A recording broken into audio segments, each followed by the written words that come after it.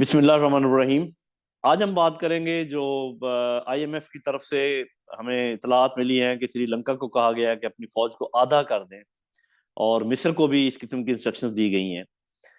جس کا یہ مطلب ہے، جس سے ایک سبق یہ حاصل ہوتا ہے کہ جب خود آپ اپنی چادر کے مطابق پاؤں نہ پھیلائیں، اس سے زیادہ بڑھیں، تو پھر کوئی اور آپ کو بتاتا ہے کہ آپ اپنے آپ کو سکیڑ لیں۔ اور فوجیں کم کرنا کوئی اتنا آسان کام نہیں ہوتا،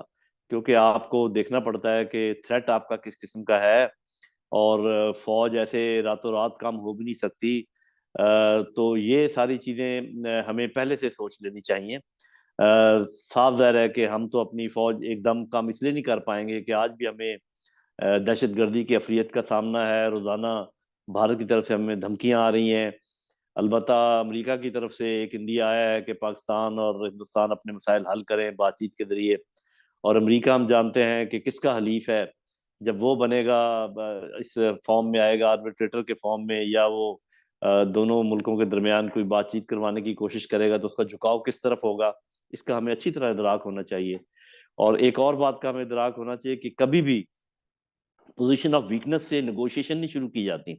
جب آپ کمزوری کی ایسی حالت میں ہو تو کبھی آپ کسی سے بات چیت نہیں کرتے، آپ اس کو اوائڈ کرتے ہیں، اور جتنا ڈیلے کر سکتے ہیں کرتے ہیں۔ یہ نیگوشیشن سکلز کی ایک پہلا پرنسپل ہے۔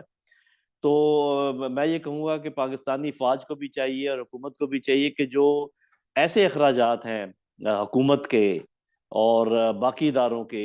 اور فوج کے، جہاں پر کہ ہم اپنے پاؤں سکیڑ سکتے ہیں، کوئی ایڈمنسٹریٹو ہیں ایسے، یا کوئی اور اس قسم کے معاملات ہیں جہاں ہم کچھ کمی کر سکتے ہیں، وہ خود ہی کر لیں، بجائے اس کے کہ کوئی ہمیں آ کے ڈکٹیٹ کرے۔ ہم نہ صرف یہ کہ کمی کریں اپنے اخراجات میں، بلکہ شو بھی کریں کہ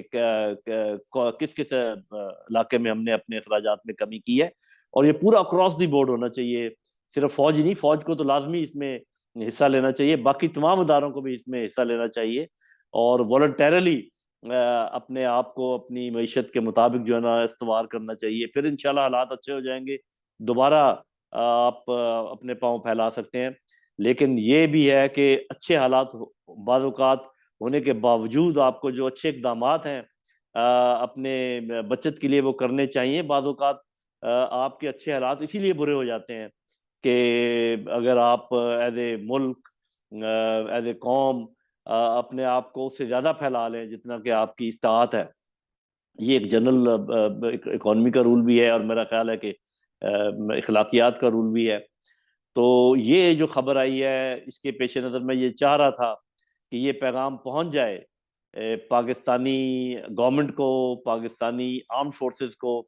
کہ جہاں تک ہو سکے اپنے ایڈمنسٹریٹو جو اخراجات ہیں یا اور ایسے اخراجات جہاں پر کوئی کمی ہو سکتی ہے، کمپرومائز کیے بغیر، کہ آپ کو یہ کمپرومائز نہ کرنا پڑے اپنے دفاع پر، اور جو آپ کا تھریٹ ہے اس کے ڈیٹرنس پہ کمپرومائز نہ کرنا پڑے۔ اور میرا خیال یہ ممکن ہے، ایسا نہیں ہے کہ کچھ بھی نہیں ہو سکتا، اس میں کوئی شک نہیں۔ اس وقت بھی ہمیں معلوم ہونا چاہیے کہ ہماری فوج کے اخراجات ہندوستانی فوج کے مقابلے میں 10 گنا کم ہیں، یعنی کہ ہم ایک اتنی بڑی فوج کے سامنے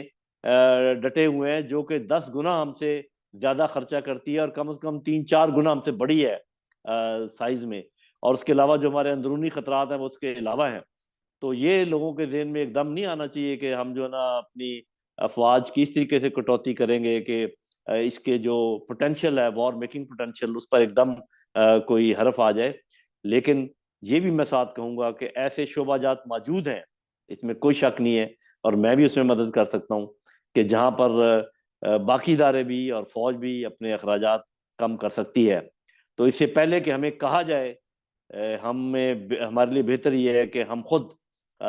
کچھ ایسی چیزوں پہ عمل کر دیں، اور دنیا کو بھی دکھا دیں، اور اپنے ملک کے باقی لوگوں کو بھی دکھا دیں کہ یہ قربانی صرف عوام نے نہیں دینی، یہ قربانی